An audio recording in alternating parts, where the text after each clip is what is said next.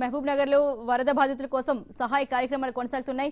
బీచ్పల్లి మండలం రంగాపూర్ నుంచి తాజా పరిస్థితిని మా ప్రతినిధి సునీల్ లైవ్ లో అందిస్తారు. Over to Sunil. మనం చూడొచ్చు అక్కడ ఒక లారీ ఉంది. అంటే మొత్తానికి ఈ రోడ్డు బ్రేక్ అయి సుమారు 10 నుంచి 15 ఫీట్ల పైన వాటర్ పోతున్నట్టు మనకు అర్థమవుతుంది. మొత్తానికి అంటే ఈ వాటర్ ద్వారా అంటే ఈ సరౌండింగ్ విలేజెస్ అన్న ఏవైతే ఉన్నాయో సుమారు 10-12 విలేజెస్ ఈ పక్కనే ఉన్నాయి.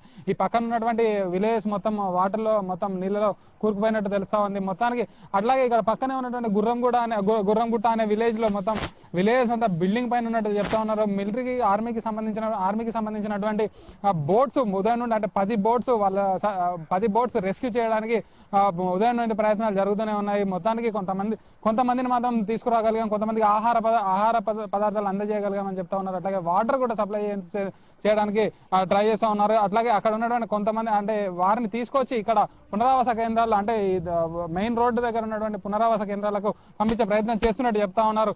మొత్తానికి ఇక్కడ ఇళ్లతో పాటు ఇక్కడ ఉన్నటువంటి అగ్రికల్చర్ ల్యాండ్ మొత్తం పొలాలన్నీ నీటి మట్టం అయిపోయాయి.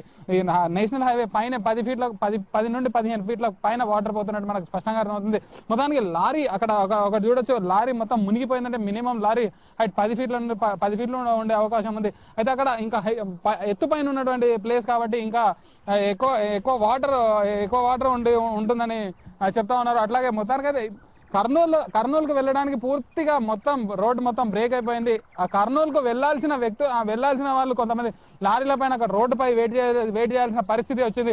మొత్తానికి సుమారు అంటే కర్నూలు వైపు వెళ్ళడానికి సుమారు 4-5 వేల మంది ఇక్కడికి రావడం జరిగింది. రోడ్ బ్రేక్ కావడంతో వాళ్ళంతా రోడ్డు పైన వెయిట్ చేయాల్సిన పరిస్థితి వచ్చింది. మొత్తానికి అంటే ఆర్మీ రంగంలోకి దిగేంత వరకు కూడా ఇక్కడ పరిస్థితి అదుపులోకి రాలేదు. ఆర్మీ రంగంలోకి దిగి వాళ్ళ సొంత ఆర్మీ బోట్లలో మొత్తం ఎక్కడైతే మునిగిపోయారో ఆ ప్రదేశాలను మొత్తం వాళ్ళు సెర్చ్ చేస్తూ అక్కడ ఉన్నటువంటి వాళ్ళని రెస్క్యూ చేసే ప్రయత్నం చేస్తూ ఉన్నారు. అట్లాగే వాళ్ళకు హెల్త్ అంటే ఈ వాటర్ ద్వారా వచ్చే ప్రాబ్లమ్స్ అంటే హెల్త్ ప్రాబ్లమ్స్ వచ్చే అవకాశాలు ఉన్నాయి. కాబట్టి వాళ్ళకు అవసరమైతే మెడిసిన్ సప్లై చేసే అవకాశం ఉంది. అయితే మొత్తానికి ఇక్కడ మనం చూసినట్టయితే ఈ బోట్ల సహాయంతో అక్కడ ఉన్నటువంటి బిల్డింగ్ల పైన అంటే బిల్డింగ్ల పైన ఉన్నారు, ఎత్తైన ప్రదేశాలలో ఉన్నారు. కొన్ని గుడిసెలకు సంబంధించి వాళ్ళ అంటే కట్టు బట్టలతో మిగిలిన పరిస్థితి వచ్చింది. అట్లాగే వాళ్ళకి ఫుడ్ కూడా అంటే కొంతవరకు అందజేసినప్పటికీ ఇంకొంతమంది అంటే ఎక్కడెక్కడ ఉన్నారు, ఎక్కడెక్కడ అంటే వాళ్ళ పొజిషన్స్ ఏంది అంటే కొంతమంది కొన్ని ప్రదేశాల్లో ఉన్నారు, మరికొంతమంది ఇంకొంత దూరంలో ఉన్నారు. అయితే ఇంకా ఐడెంటిఫికేషన్ కూడా పూర్తి అయ్యే పరిస్థితి లేదు. ఇంకా చాలా మంది ఎక్కడున్నారనే జాడ కూడా తెలిసే పరిస్థితి లేదు.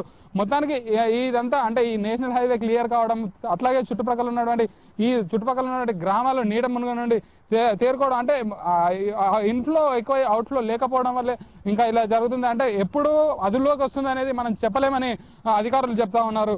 Over to studio.